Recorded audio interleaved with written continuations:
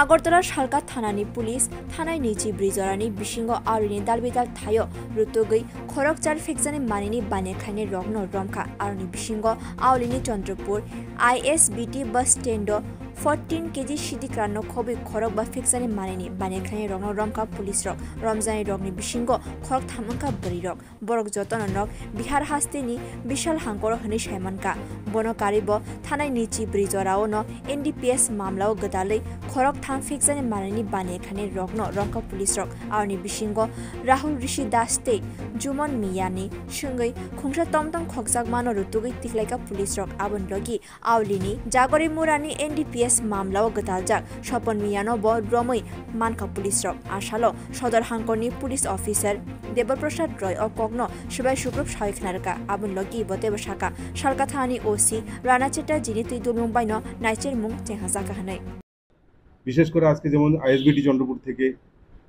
14 KG মানে গাঁজা সহ যারা এই ঘটনায় জড়িত তাদের 5 জনকে অ্যারেস্ট করা হয়েছে। পাশাপাশি 8324 কেসটা যেটা আপনারা জানেন এর আগে বাইক টমটম রিকভারি হয়েছিল এবং পুরো মোটামুটি চোরের গ্যাংটা ধরা সম্ভব হয়েছিল।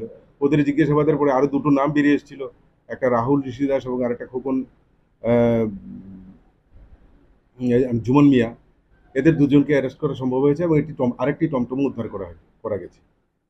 আর NDPS এর ক্ষেত্রে পুরনো কেস যেগুলি আছে এগুলির মধ্যে বিশেষ করে জহুরিমুরা থেকে আমরা যেই অ্যাকশনটা নিয়েছিলাম আপনারা জানেন, সেই ক্ষেত্রে আমরা আরও একজনকে অ্যারেস্ট করতে পেরেছি যার নাম হচ্ছে স্বপন মিয়া। সে ওই কেসে আমাদের কাছে ওয়ান্টেড ছিল এবং ওকেও অ্যারেস্ট করা হয়েছে। তো টোটাল 8 জনকে অ্যারেস্ট করা হয়েছে বিভিন্ন অপরাধগুলি যেগুলি আছে সেগুলিতে। তো আমাদের দৃঢ় বিশ্বাস এদেরকে জিজ্ঞাসাবাদ করে আমরা আগামী দিনে আরো কিছু সাকসেস আনতে পারব।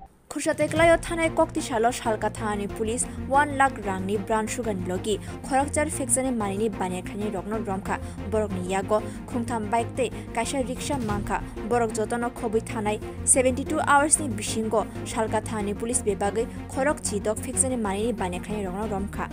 Bureau report ककखरा।